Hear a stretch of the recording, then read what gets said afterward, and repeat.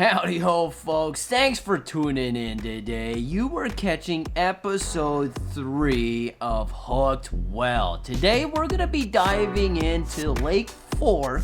We're also going to be taking a look at, the Elite Series at Lake Fork, that is. We're going to be taking a look at Santee Cooper. That was the Opens over there. And also, we're going to see if we can kind of get on each other's nerves. And we're going to talk about something that is sweeping the fishing industry right now, and that is Forward Facing Sonar. But we're not just going to look at that. We're going to look at electronics in the whole entirety of it. Today we got a special guest on, and it's special because it's a family member of mine. So we have on my brother-in-law, Ryan George. You can find him on Ryan George Outdoors. He is on YouTube, but he joins us today on the Hooked Well so we can cover all these topics. We hope you enjoy it. Thanks for tuning in, guys. Welcome back, guys. So today is the closing day of the Opens, right? Yeah. They just closed an hour and a half ago. Yeah. 2 hours ago, something like that. I don't know. When did they weigh in? 3:30, probably 3.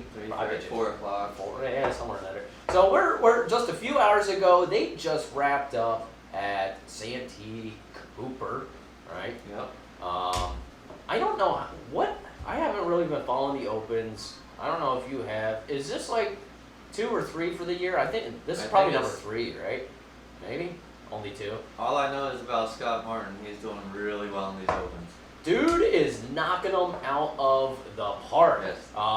So if you aren't familiar, I think we already talked about this a couple podcasts ago, but his first was on Okeechobee. He started that off before the Elites even took off this year. And dude knocked it way dead. Are you up to date on his standings on that one? So On Okeechobee? yeah, He won that thing. he Dominated. by almost 10 pounds, I think. Yeah, he beat second place by. Yeah. And I heard on another podcast that so the Opens are 3-day tournaments. The Elites Correct. are 4 days. And last year, a couple years ago, the Elites were on Okeechobee, and Scott's winning bag for 3 days in the Open would have beat the winning bag for 4 days Yes. in the Elites, Yep. which is just He set a couple records that day. 2. Yeah. Yep. Yeah, that's right. Best 3-day and Best 3-day for total, yes. and then single bag, right? Yes. In a day. Yep. 33 pounds? Was Killing it? it. I have never held 33 pounds of fish in my hand, ever. No. We Not went for saltwater 5 fishing, fish. and I didn't get 33 pounds and No. 5 fish. I mean, we went saltwater fishing and maybe had like 25 pounds for 5 fish. We did okay that day. It wasn't good day, not amazing, but nonetheless. Shoot, I see 25 pounds in 4 days. Yeah. Amateurs. What was our last bag together? What's the last tournament you and I did together? That was Oneida, June of last year. Okay. And it was between 4 people in 4 days. It was like 50 pounds. 50 pounds for 2 teams in 3 days. 3 days, right? Yeah. Yeah. The first one we didn't start practice, on. Yeah. Yeah. So we'll give ourselves the benefit of the doubt. Okay. Winner. He rubs it in every single time he can. Guy like out of the blue sends me pictures of the trophy Hardware. on his shelf just to remind me that's all right. We're coming back this year. He's held it for 2 years. He's had it long enough. In fact, he must have been pretty confident last year. He didn't even bring it. He Yep. forgot it. Plus the big fish. Plus the Lunker trophy. Yeah. All Yeah. of it. Last year, the year before was embarrassing for everybody. They won by 6 pounds, and that's because I think we had like 2 ounces. Yes. Yes. We caught a fish this big. We don't normally count those, but we did that time. I go for quality, not quantity. And they still ended up with 6 pounds Hmm. for 3 days. Last year was a pretty decent one. They had 30 pounds, we had 20 Yes. pounds or something like that. So that was a good one. But yeah, Scott bringing in 33 pounds in one single day. You know, day one, he won day one. So he led it every single day, the whole way through the tournament. But day one, I think he said he didn't hardly travel more than 100 yards. Right. He caught all of his fish in a 100-yard stretch. Well, I think With the whole 50 other tournament he boats was around. in that same area, all tournament. He kept hitting that spot every time. Yeah. And I think that's the only place he could get them, really. I cannot imagine And that's a one big spot lake. being so lucrative. Right. Like, I don't know, maybe there's really something to, so he was using forward facing sonar. Yes. He really was. Which is unlikely for that lake. Yeah. So that's new. He was really using the perspective view Yes. of it. Is that what you call it? Side, Yes. right? Yeah, Yep. not vertical. Right. He really used that, and they did show a couple clips of his screen, which is just really cool that you could see the fish just down there on the bottom, Yes. swimming around. You have perspective view on your boat, don't I you? do. I got the mount. See, I need to get one of those fancy mounts. I also am new to the live scope game. We'll be covering more of that here in a little bit. But yeah, Scott really used his live view sonar during the tournament. Dominated every single day of it, but that's incredible. And then he followed it up with today. Do you have those standings for today? He finished third in that in Sandy Cooper. Third place in Sandy Cooper. Yes. So this guy he did an opens. He's now done 2 elites so far this year. We'll cover that in a second. And then he went back to another opens ones. You know, obviously he's already locked in for the 2025 Classic because of that first open that he did. Yep. So, I don't know. It's going to be really interesting to follow Scott. You're going to notice on this channel I probably talk about him a lot just because he's a guy that I really enjoy. He's a stand-up guy. I think he has a really awesome channel to watch, and he has good content on his channel. And above all else, he thanks God for where he's at every single time that he gets the chance. He'll talk about the hard work that he's put in, but he acknowledges every single time that it's because of the Lord looking out for him that he's where he is today, not just because of the hard work that he put in. So, like the guy, and I know there's other guys on the series that are in the same boat, but he's a fun one to follow. Who do you got for the top 5 on the opens for today? So, first place you had Kyle Austin with 83 pounds 7 ounces. No, that's just 3 days. 3 days. 83 pounds is still smoking Yes. them. That's over 25 pounds a day. Yeah, correct. That's insane. Yes. In fact, 83 pounds I think got second place or would have taken first place for the first opens, actually. And the top 3 was only separated by, 2.5, 3 pounds? Yeah. So 1 fish? One fish. good fish. Yes. Two alright fish, 1 good one. Yeah. That's incredible. Yes. And then second place you had Laker Howell with 80 pounds 9 ounces. Scott Martin third, 80 pounds 3 ounces. Dakota Bari Looks good to me.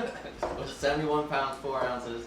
And Parker Guy was 69 pounds 11 ounces. 4th and 5th place, hanging around that 70-pound mark. 13 Yes. pounds away from first place. That's Yeah. amazing that these guys, when they get into them, it's Yes. amazing how much of a lead you can run away with. So 83 pounds is over 25 pounds a day. Yes. That's over 5 pounds of fish.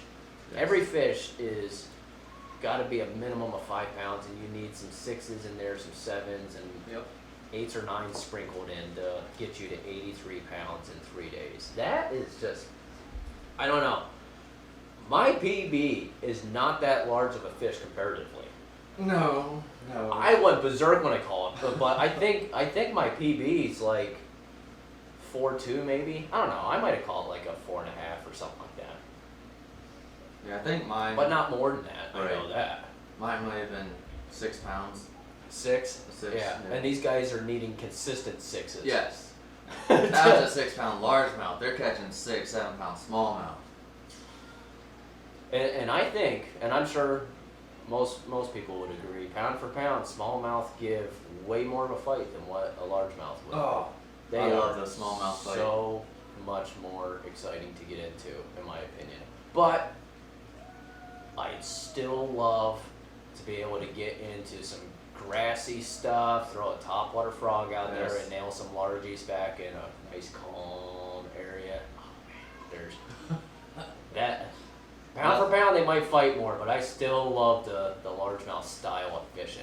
The adrenaline of the blow up. Oh yeah, Yes. 100%. Which, by the way, I get you out on the Susquehanna on a good day here, like early summer.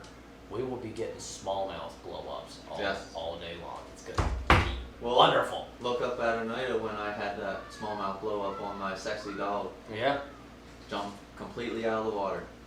Is that the one you said hit it on the way down? Yes. It actually didn't even catch it on the way up? Nope. That's incredible. That's like shark attack kind of stuff. Killer whale. Yep. That is awesome. So Opens just wrapped up today. There's your top 5 scores. 13-pound spread from almost 14 actually, from first just to 5th place. Yes. I hope to catch 14 pounds in a day, and that's the spread these guys got over 3 days. That's insane. That's just, I don't know. I hope to catch 5 fish in a day. I agree. You know, my big issue, I go to the river and I catch 5 fish, and then I go to a tournament and I struggle to catch 1. Every single time. I stink at tournament fishing. And these guys are just so far obliterating what my hopes and dreams are that it's just makes you want to cry. Yeah. It's awful. That's awful. A few weeks ago, we just wrapped up the 2nd Elite Series, which was on Lake Fork. That is, I can't remember how far Lake Fork away is from Brandon. We have some family that is down in the Texas. 45 minutes. Lake Fork I believe that's what he said, 45 minutes. Man, if only I had the time for a plane ticket down there. That would have been wonderful. That would just, and these guys just shattered numbers that I do not think in. So before Lake Fork was Toledo Bend, there was a few Century Belts for Toledo Bend. They were expecting Century Belts for Lake Fork, and if you're not familiar with what a Century Belt is, you caught over 100 pounds in 4 days. Over 100 pounds worth of fish, 100 pounds or more, and that gets you a Century Belt. And they were expecting some Century Belts coming in for Lake Fork. And the guesses came in low. I heard some guys anticipating like maybe 101, 103 pounds for 4 days, and these guys knocked it out of the park. Before we get to the total numbers, let me find you my number. I do believe I did 102 is what my estimate was going to be. Let's see here. 102 pounds for what I was planning on for my fantasy fishing group.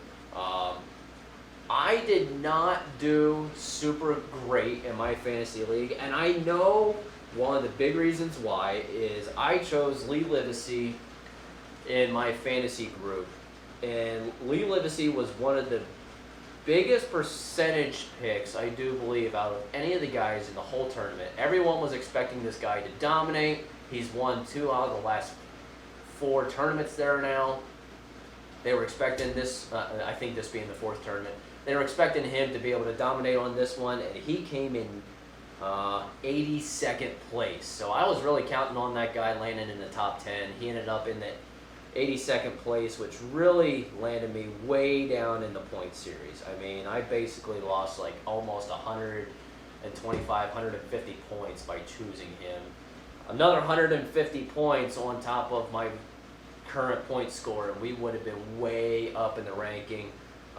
If you didn't listen to the last podcast, I went with Ben Milliken, Taku Ito, he's from Japan. Lee Livesey, he is from Texas. Joey Cifuentes and Brandon Cobb landed me with a total of 943 points.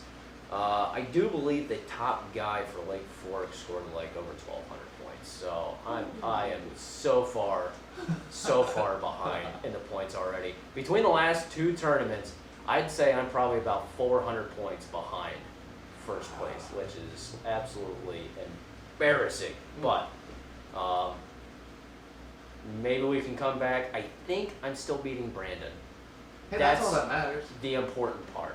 Yeah. As long as you can rub it in the face of your family members that you're winning. Keep him at ground level of the totem pole. Perfect. You don't Keep need him that down big there. head on top. Hopefully we can keep that standing going. I don't know, but so my tiebreaker I put at 102 pounds. Get ready for these weights that came in. We'll start all the way down at 10th place. 10th place brought in 100 pounds 7 ounces, all the way down in 10th place. I was guessing 102 for the winning. It very quickly goes up from there.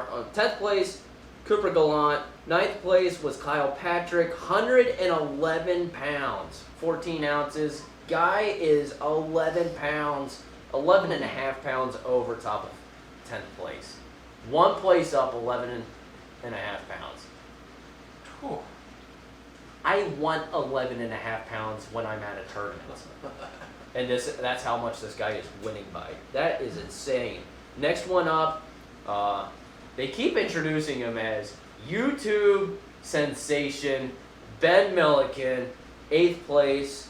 The guy won the Opens last year on, was that Toledo Bend or Fort? Do you remember? One of those two. Toledo Bend, I think. I think he won the Opens on Toledo Bend. He did well on Toledo Bend last few weeks ago now, I guess. Yeah. He did pretty well. He did well in this one. 8th place, 113 pounds. 7th place, Wesley Gore, 115. These are still going up by 2 pounds apiece. Excuse me. Position 6, Stetson Blaylock, 117 pounds, another 2 pounds more. 5th place, Justin Atkins, 117 as well. He beat 6th place by 1 ounce. That is where it shows ounces count. 4th place, Tyler Williams, coming in at 124 pounds. That's another 7 pounds over top of the previous guy. These are just, I don't think in these numbers, dude. 3rd place, Justin Hamner, 124 pounds, 10 ounces. The 4th place was 9 ounces. This guy's 10 ounces. Tyler Rivette coming in 2nd place, 125 pounds. And 1st place, Trey McKinney, 130 pounds. Oh. For 4, what is that? That's over 40 pounds a day. 40, no. See if I can math real quick. Over 30 pounds a day, right? Yes. 30, 60, 90, 120. So he's about 32 and a half pounds a day average. That is just 32 and a half pounds every single day, and you got to nail that 4 days in a row. This guy is 28 pounds over what I already guessed, which I thought was going to be maybe a high guess to begin with for Lake Fork. Really impressive. Good job there, Trey McKinney, bringing in $100,000 in cash winnings for taking 1st place. 2nd place ain't nothing to shake a stick at, though. That's still 35 grand. That's pretty awesome. I would like to win a tournament and win $35. I could at least cover my snacks that I purchased for the day. Yes, definitely. How many snacks do you guys take on your boat when you go out? Like, some days We take a lot, but we always bring back what we take out because we're too busy trying to figure these fish out. I have an issue that I don't drink enough water while I'm out there. I get so into what I'm doing, I forget to drink, and then I really notice it about noon, 1 o'clock when my head starts turning. Yep. Yes.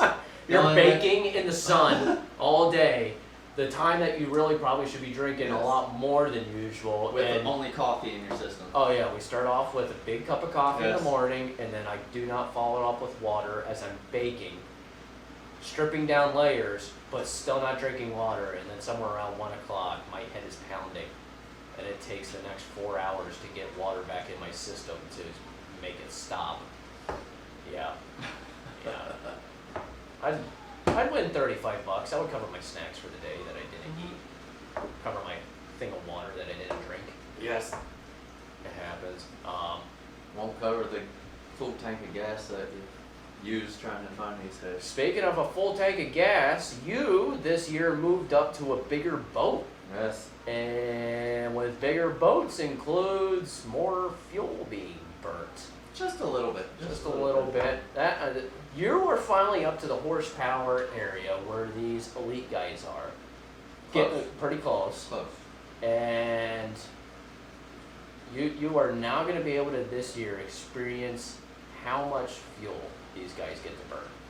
You probably burn about the same amount because all these new guys are running 4 strokes and they're a lot more efficient. So you're probably going to be burning about the same amount as what these guys are. I don't know. That's going to be really interesting.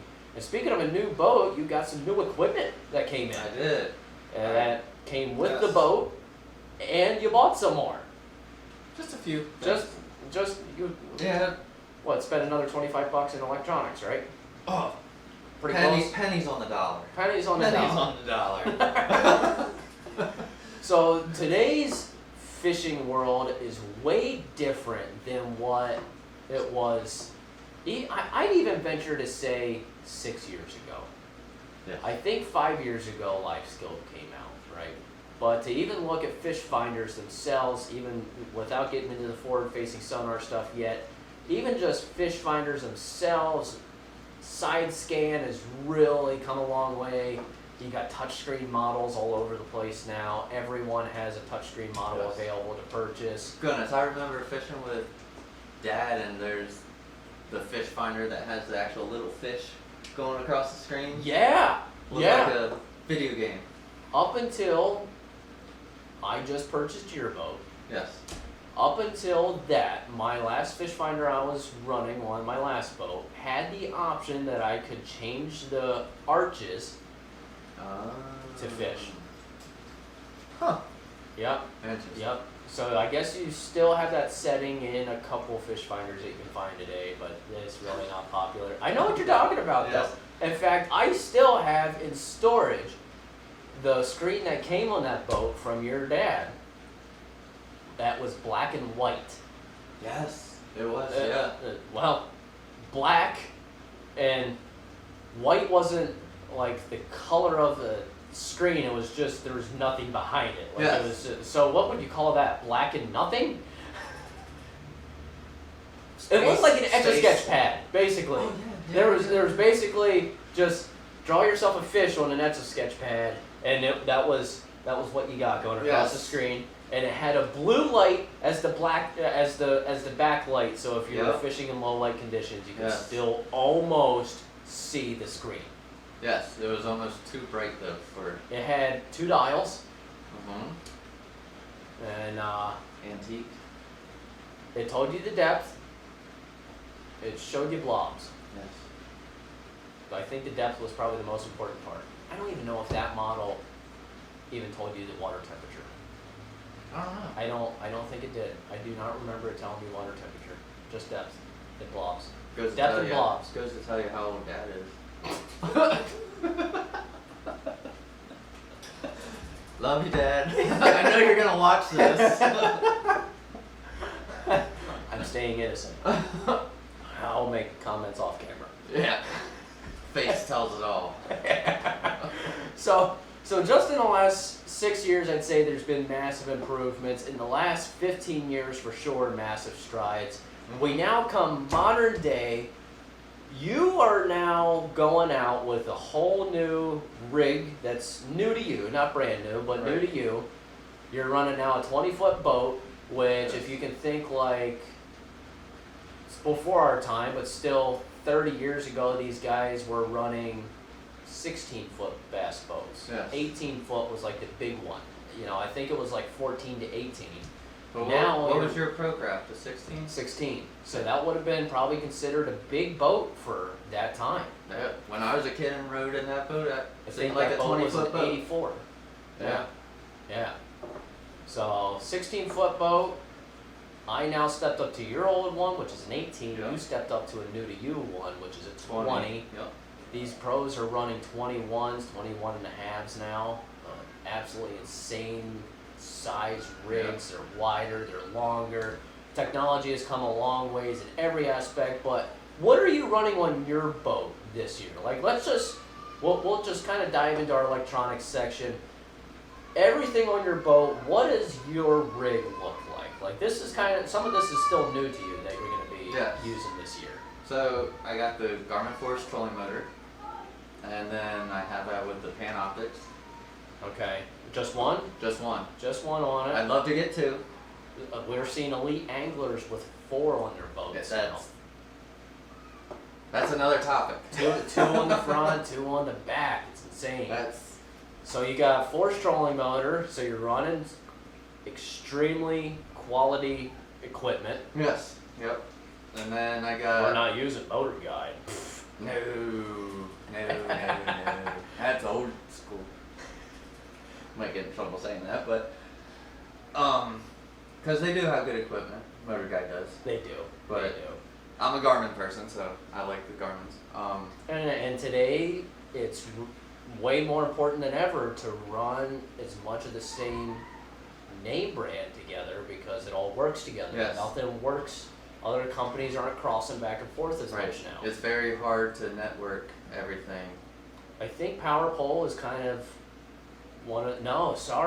PowerPole was one of the ones up until recently that kind of worked with multiple brands, and I think they still do, but they just came out with their own trolling motor. Yes. Their own trolling motor. Yes. So I'm curious what that's going to look like down the line if they're going to start becoming, I don't know, just works with themselves. But so, all right, Chris Aldane. Yes. Yeah. So you were talking about the 9-inch screens. Nobody's run those, but Chris Aldane on his YouTube channel, Mm-hmm. he did pretty much a run through of all the elites. I saw that. Electronics. It was awesome. And there are still a few that are running the 9-inch. Are there? Yes, Are there? very Okay. few. But most of them have moved up to 10 plus. 22. So, new NBT screen out now, Yes. which I haven't looked at the price tag yet, but I'm guessing they're pretty pricey. Well, when you got some 12-inch screens that are $3,000, you know. The 22-inch has got to be insane. Yes. I've been told they're $5,000. I don't know if that's true or not, though. I have not looked into them at all myself yet. I probably do not want to indulge myself in that because I've got to figure out how to buy one then. Pretty soon. You know what would be awesome? So, I'm not on the thing of having what Chris found out was $50,000 worth of electronics on. 30 to 50. Yeah. But the cool thing, a VR. Oh yeah. VR for your Panoptics. There is one guy on the series running that. Really? There is? There's one guy running augmented reality glasses, which are glasses you can wear that you still see through, but it projects a screen into your glasses, and there's one guy that does have it. He hasn't used it on these 2 tournaments yet, but he said that he was doing more shallow water fishing. Right. But there is later in the series some lakes, I can't remember his name, but there are some later in the series, there are some lakes he's planning on using it on. It'd be interesting to see what he says about them. But anyways, at the console of my boat, I got the 2 9-inch Garmins, and then 2 PowerPoles Nice. with the Mercury 200. Some of the guys this year, we talked about this earlier, they're running those fancy crappie brakes or whatever you want to call Yes, them on those- their shallow water Yes. anchors. I see some guys will even put drift paddles. Yep, I've seen those. I don't know how to use those. I'd be clueless, but the shallow water anchors, I can really see where they would come in hand, good hands. You've had Spot Lock for a couple years now. Yes, that's Spotlight. I was just able to upgrade to Spot Lock. I've really enjoyed that. I've only been out twice with it, but I've really enjoyed that so far. I can see why that'd be really nice. Right. But those shallow water anchors, not having your head doing this, and you Yes. stay completely planted. Which, if you're up shallow, is way more crucial than a motor head spinning when you're out in 20 Right. foot of water. When you're in 6 foot, 8 foot, I mean, you want to be as silent as possible. So I can see where that would be really nice, especially if you have a spot that you really want to fish the entirety of. Right. So that'll be really cool. Maybe I'll be lucky and I can actually get and fish on your boat this year again. Yep. And kind of be able to experience some of the newer electronics that you were able to get and some of the premium features like being able to have power poles. Right. So that's really cool. You even got a jack plate on yours. Yes. Which isn't really part of the electronics realm, but that's another really cool little feature that I never used before. Yeah. Yeah. It'll And be- you were able to get your boat out once already this Yes, year, right? I did get it out once, and How do you like the power of 200 ponies shoved underneath the cowl of that engine? it screams. Yeah. It screams. Yeah. I can't imagine these pros and stuff with 250, 225 horsepower motors, because even with the console in front of me, I still feel the wind, I bet. and it's nuts. I bet. And then you get the cameramen guys in the pros that boats. don't have a console? Right. Well, even the Marshals? official marshals, yeah. I mean, shoot, Dad last year, he's complaining about when I was in the 150, complaining about all the air. And you were doing, what, like 53 with him in the boat? 57. I got 57. down and up in a night. That's 57. incredible. Yes. That's moving. I Yes. mean, not to diss it. These other guys are going faster, but that's still flying. Yes. I mean, the boat I was running last year put me about 43 with a co-angler in the boat, Yeah. and you would just walk by me. Yeah. Not to mention, you could take the chop a lot better. So if there was any Exactly. chop, I really had to slow down. And you'd slow down too, but I might drop 10 miles an hour and you're maybe dropping 5. Right. Like, so you're already going faster. And then you can handle the waves better, so you don't have to slow down near as much as I do. I'm doing 30 across there, you're still doing 45. Yeah.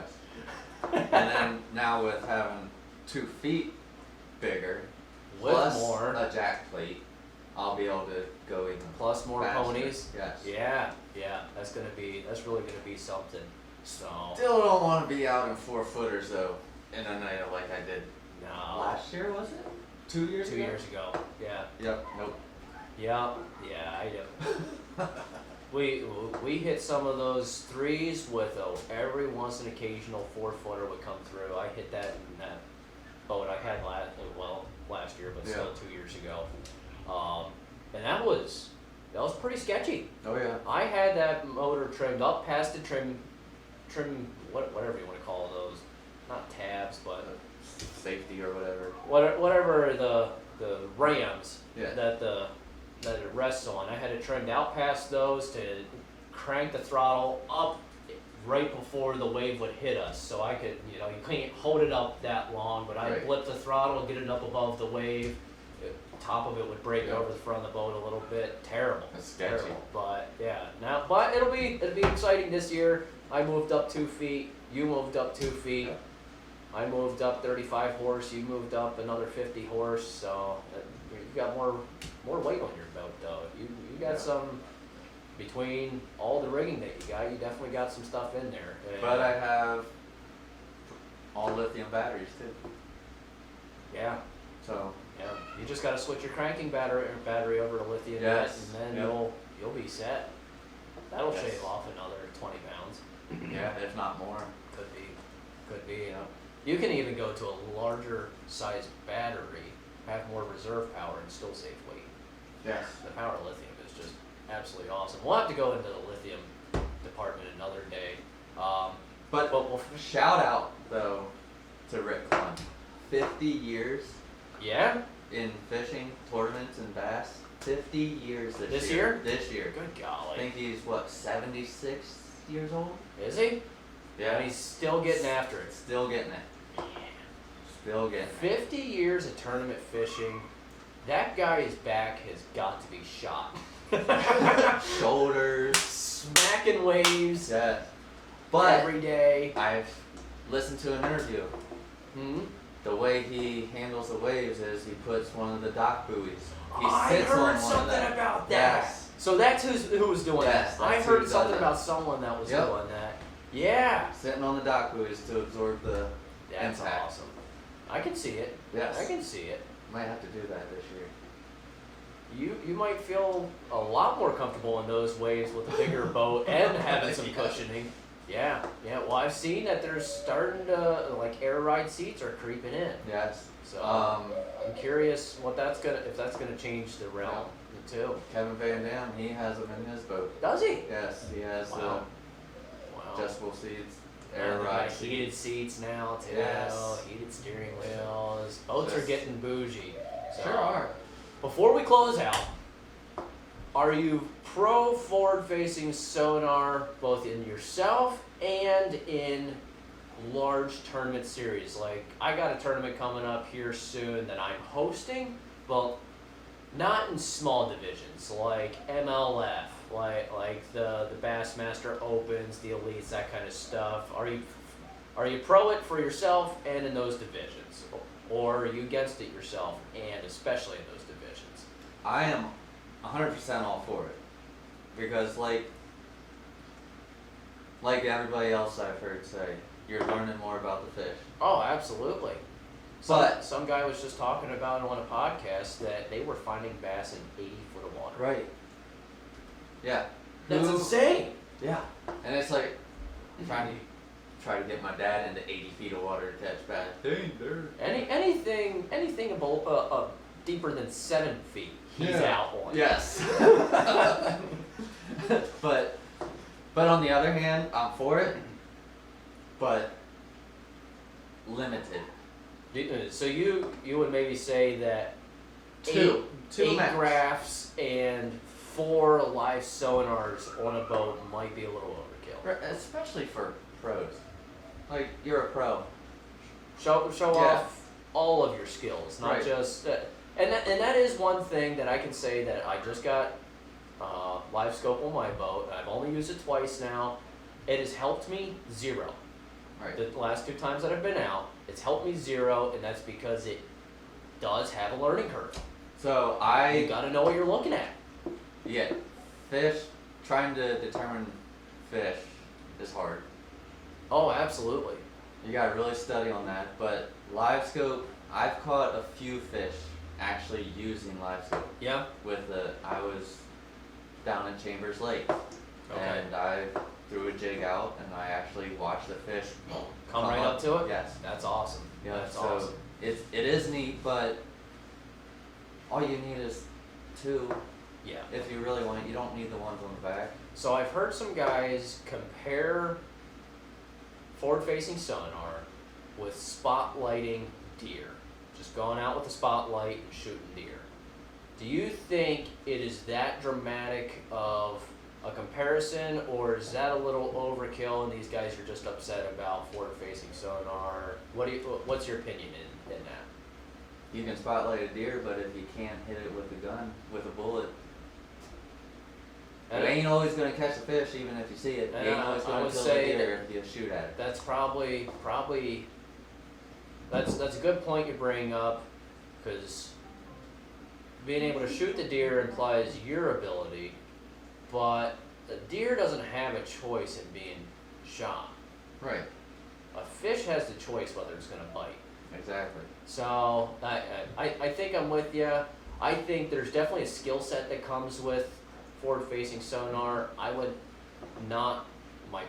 don't think myself I'd liken it to spotlighting deer entirely. I see why they're saying that, but I think it's lightly uninformed that you're saying that. One, anyone can pick up a flashlight and shine it in the dark.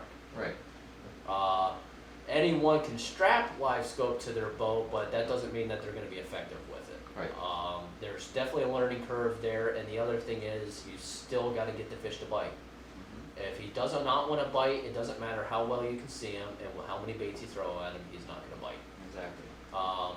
So I think I'm really with you with the 2 thing. I like 2. 2 of whatever. You want to run active target from Lowrance and you want to run the 360, I think 360 should count as 1.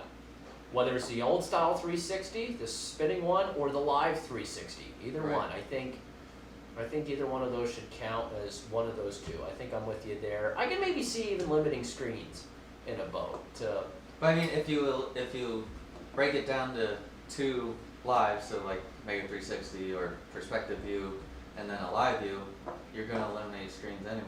That's true, because some of these guys that are running 8 screens now also have 4 live transducers. And they're so, all individual for that specific piece. Yeah.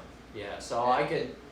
You would naturally eliminate screens without even needing to put that rule in place. And I get it. The companies want the anglers to promote their product.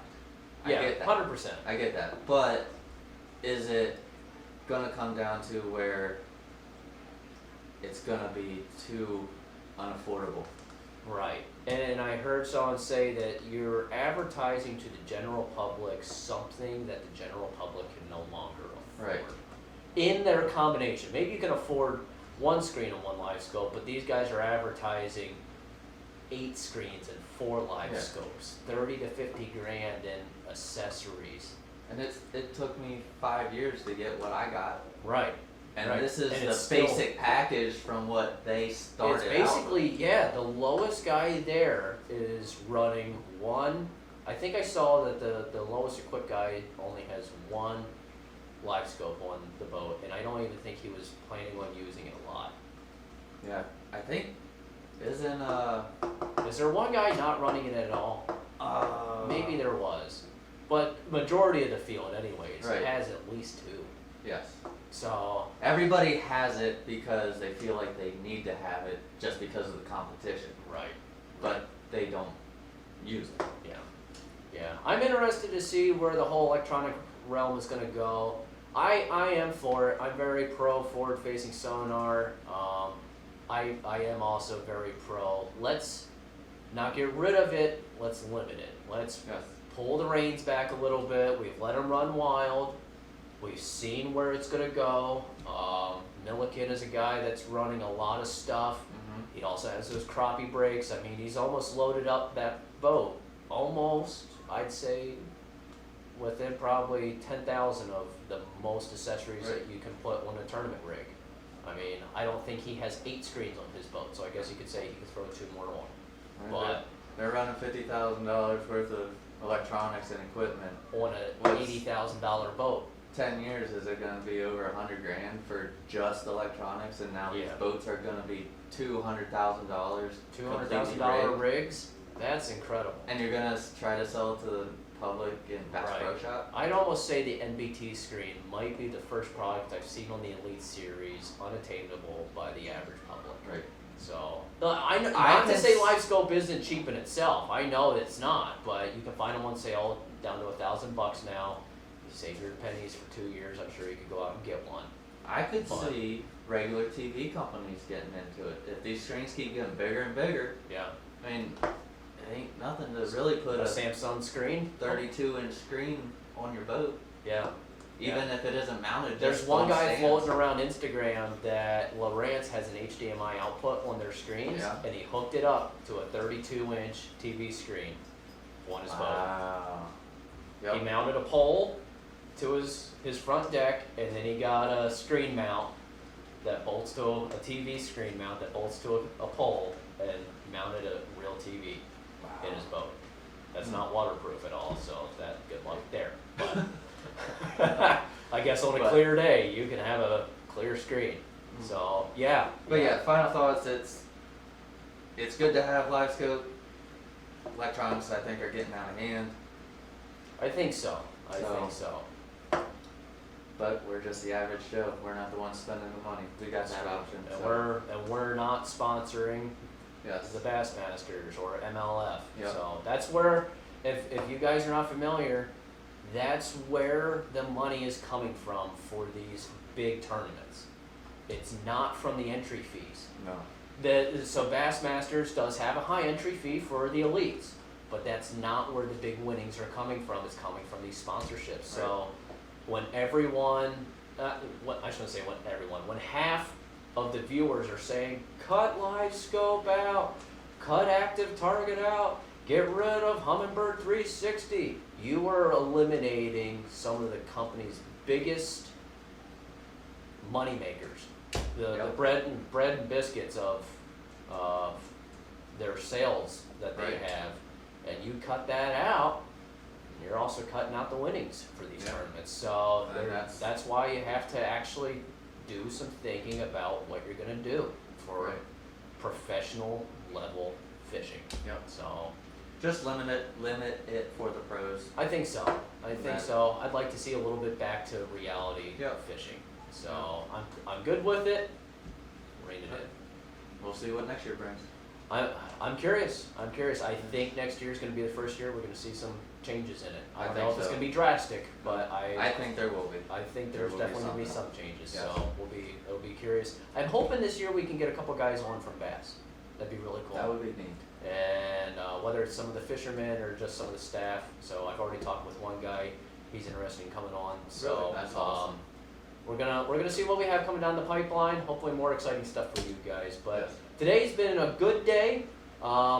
You've probably listened to this in 2 parts by this point. So this is one of our longer ones. Thanks for listening to part 2. Thanks for listening to part 1 if you've already checked that out. If you haven't, make sure to go back and watch that. That way you can kind of figure out where we were coming from on this. It's been exciting. This has been Ryan, by the way, if I didn't Yes. already mention. I think I mentioned you at the beginning. Maybe I I don't didn't. think so. No?